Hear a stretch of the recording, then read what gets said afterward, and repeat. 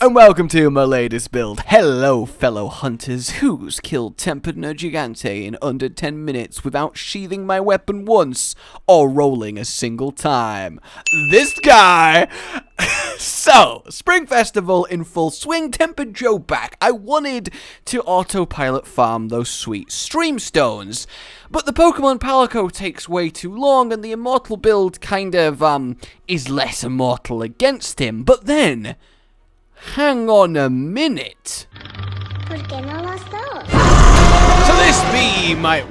Why did I start piratey there? Aye, come accord me... Come aboard me ship, and I'll show you me build. Oh, I'm so sorry. Let me get to the point. I know most of you probably already clicked off, but heyo! So then the focus of the build is heavy bowgun, and we are going to abuse the auto guard mod so hard that if you walked past my hunt, you'd feel morally obligated to report it.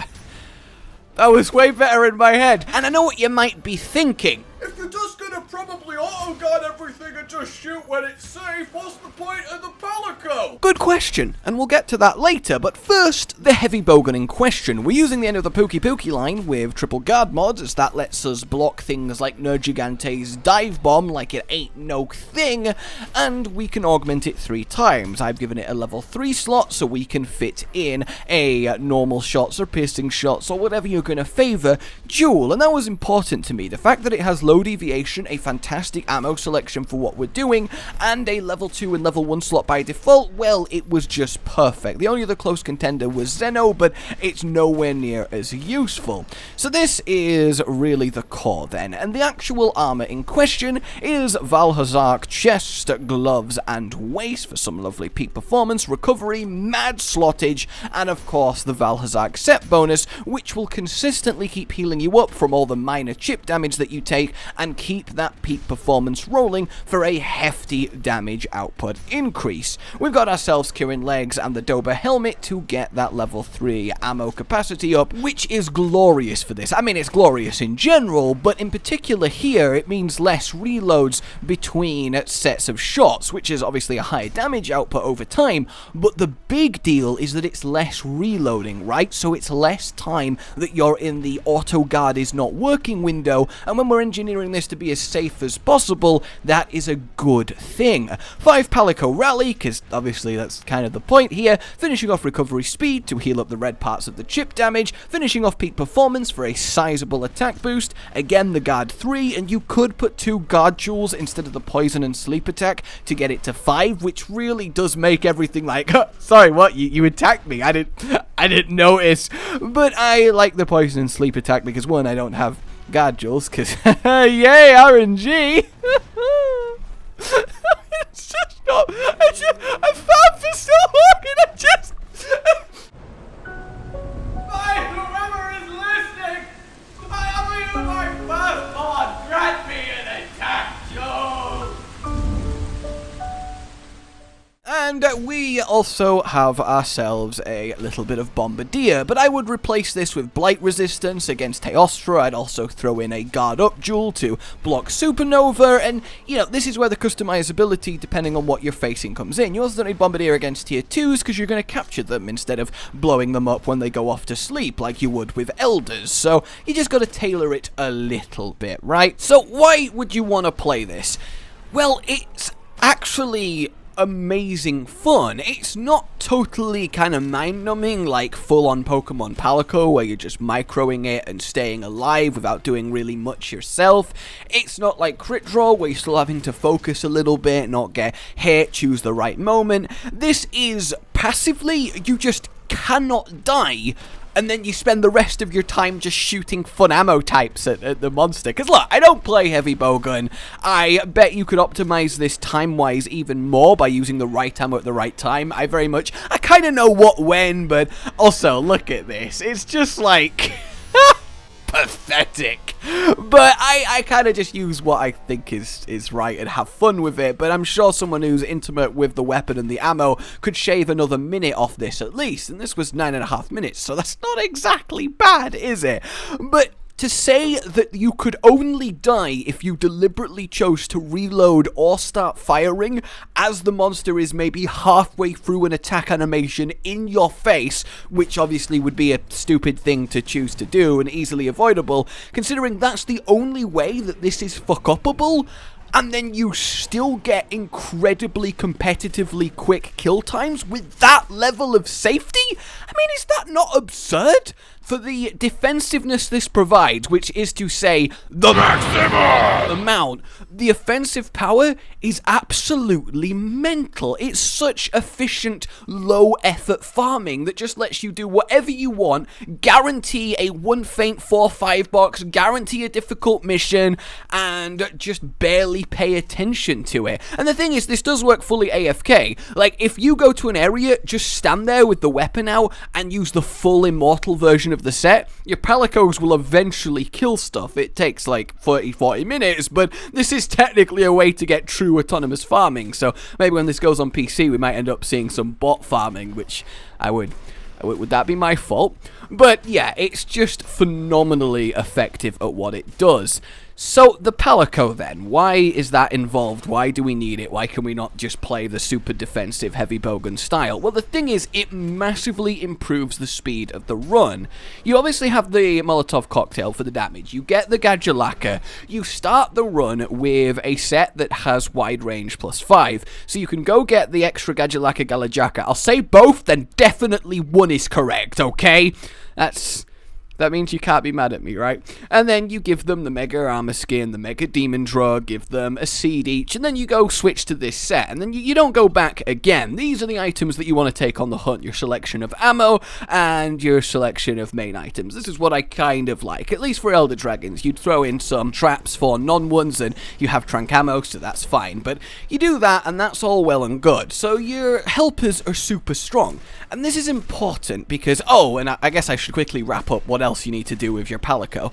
Pokemon Palico, give it Sinnoh, and the weapon that you know counters the monster the most. And actually, someone unsubscribed from me thanks to my rapping spree, and it cut me like prime fillets, but I only cried for 20 minutes. So now that they're super buffed up, whatever you're fighting is going to only be spending a third of its time, roughly, killing you. Which means that for 66% of the hunt, you are freely turreting it. On top of that much uptime that your helpers are giving you, they're doing an incredible sizable chunk of damage because of the buff. But mainly the defensive buff from the rally is what you want, because Tempered Elder Dragons and Tempered Joe hits hard. Which means without it, your helper Gadulaka Galajaka is going to die almost instantly, and your actual Palico is going to be spending most of its time healing and not helping. So the Palico rally essentially just results in some damage increase from the helpers, but mainly a colossal amount of uptime on you for you to just spam shots, and it's what adds another incredible layer of safety to an already impenetrable build. I've tested losing the rally, going for more DPS orientated, adding weakness exploit, all of that good stuff, and you get like 3 to 5 minutes slower kill times. It's ridiculous how much of a difference it makes.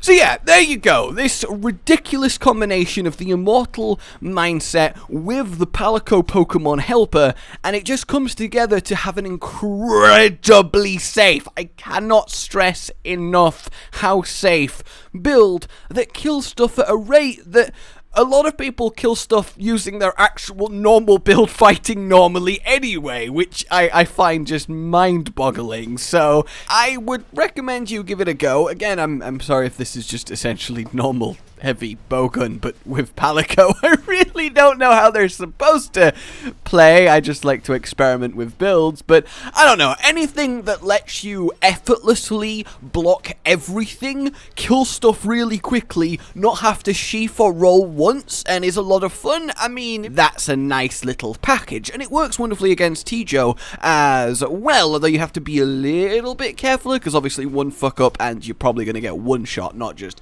injured, but I can get about about a 15-minute kill time on him, which is honestly quite fast considering how low intensity this is. It's just comfortable, it's just safe, and it just happens. There's no like, oh my god, Temper Joe, holy shit, which most people have, right? Even the very best speedruns are in the 5-minute range. There's a few quicker, and there's a lot of them that are in the 10-minute range and are still considered really good runs. So a 15-minute completely low intensity safe Joe, yeah, I am down for that. But again, really stressed, don't reload when it's an obvious retarded time to and he's looking at you, and I don't know what I was thinking. Don't do that. Also, if you do have the Uragan set bonus jewel for guard up, I've made a huge mistake. Use it against Joe so you can block his grab, which is really quite vicious, and you can also block him while he's holding a Jagras. The Jagras isn't too bad because you can just flash it out of him, though that does require sheathing. I know, this is really the lazy man's build. We don't want to be sheathing and using a flash pot. Ew, god, who has the time for that? But it does alleviate that problem. But otherwise, the grab's kind of annoying. You have to essentially watch for it and maybe even roll out the way. But then again, there's no real easy recipe to a Tempered Joe, is there? Look, I have tried so hard to get a truly cheesy, safe, simple way of consistently farming him, and this really is it. This is by far and away the best, outside of, I guess, perhaps 4-man Zeno 3-set cluster spam RNG cannon roulette of death, where you just chain, trap, and sleep, and bomb, and it's like a 4-man dance of death. Requires coordination, a boatload of materials. It's annoying as hell to maintain. The amount of items that you churn through every single attempt is just but you can kill in about 3 to 5 minutes doing this, but there is a chance every single time that it can just go horrifically wrong, and then you all die basically instantly. So it's nowhere near as safe or reliable, but it is quite a quick, fairly cheesy, but still very much an execution required way of killing him, and it's a very common build. You could find it easily. I didn't come up with it or anything, but yeah, there you go, everybody. I hope you learned how to like. I hope you had to like. What am I saying? Let me know if you do use this. I really do want to hear some stories. But for now, my name has been Josh. I'll see y'all soon. Like, if you enjoyed this, share it around. It really does help me.